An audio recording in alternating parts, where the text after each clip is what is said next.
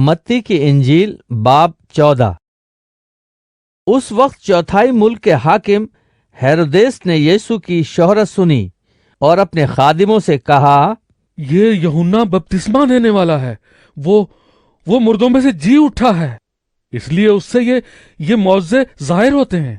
क्योंकि हेरोदेस ने अपने भाई फिलिपुस की बीवी हेरोदियास के सबब से यूहन्ना को पकड़कर बांधा और कैद खाने में डाल दिया था, क्योंकि यूहन्ना ने उससे कहा था, इसका रखना तुझे रवा नहीं। और वो हर चंद उसे कत्ल करना चाहता था, मगर आम लोगों से डरता था, क्योंकि वो उसे नबी जानते थे। लेकिन जब हेरोदेस की सालगिरह हुई तो हेरोदियास की बेटी ने महफिल में नाचकर हेरोदेस को खुश किया। इस पर उसने कसम खाकर उससे वादा किया कि जो कुछ तू मांगेगी तुझे दूंगा। उसने अपनी माँ के सिखाने से कहा, मुझे यूहन्ना बपतिस्मा देने वाले का सर थाल में यहीं मंगवा दे। बादशाह गमगीन हुआ, मगर अपनी कस्मों और मेहमानों के सबब से उसने हुक्म दिया कि दे दिया जाए, और आदमी भेजकर कैद खाने में यूहन्ना का सर कटवा दिया। और उसका सर थाल में लाया गया और लड़की को दिया गया, और वो उसे अपनी माँ के पास ले गई। और उसके शागिर्दों ने आकर लाश उठा ली और उसे दफन कर दिया और जाकर यीशु को खबर दी। जब यीशु ने ये सुना तो वहां से कश्ती पर अलग किसी वीरान जगह को रवाना हुआ, और लोग ये सुनकर शहर शहर से पैदल उसके पीछे गए। उसने उतरकर बड़ी भीड़ देखी और उसे उन पर तरस आया, और उसने उनके बीमारों को अच्छा कर दिया।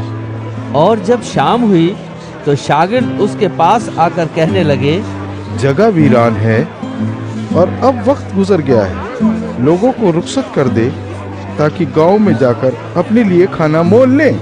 यीशु ने उनसे कहा, इनका जाना जरूरी नहीं, तुम ही इनको खाने को दो। उन्होंने उससे कहा, यहाँ हमारे पास 5 रोटियों और 2 मछलियों के सिवा और कुछ नहीं। उसने कहा, वो यहाँ मेरे पास ले आओ। और उसने लोगों को घास पर बैठने का हुक्म दिया। फिर उसने वो 5 रोटियां और 2 मछलियां ली और आसमान की तरफ देखकर बरकत दी, और रोटियां तोड़कर शागिर्दों को दी, और शागिर्दों ने लोगों को। और सब खाकर सेर हो गए, और उन्होंने बचे हुए टुकड़ों से भरी हुई 12 टोकरियां उठाईं। और खाने वाले औरतों और बच्चों के सिवा 5000 मर्द के करीब थे। और उसने फौरन शागिर्दों को मजबूर किया कि कश्ती में सवार होकर उससे पहले पार चले जाएं, जब तक वो लोगों को रुखसत करे। और लोगों को रुखसत करके तन्हा दुआ करने के लिए पहाड़ पर चढ़ गया। और जब शाम हुई तो वहाँ अकेला था, मगर कश्ती उस वक्त झील के बीच में थी और लहरों से डगमगा रही थी, क्योंकि हवा मुखालिफ थी। और वो रात के चौथे पहर झील पर चलता हुआ उनके पास आया। शागिर्द उसे झील पर चलता हुआ देखकर घबरा गए और कहने लगे, भूत है, और डरकर चिल्ला उठे।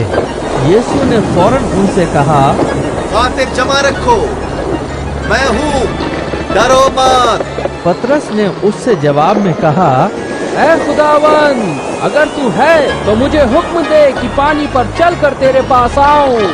उसने कहा, आ।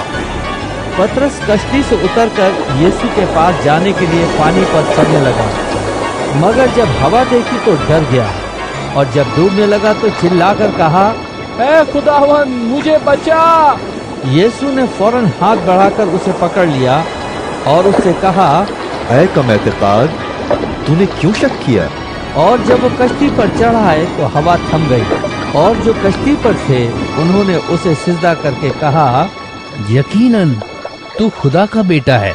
वो पार जाकर गनेसरत के इलाके में पहुंचे, और वहां के लोगों ने उसे पहचान कर उस सारे गिरदो नवाह में खबर भेजी, और सब बीमारों को उसके पास लाए।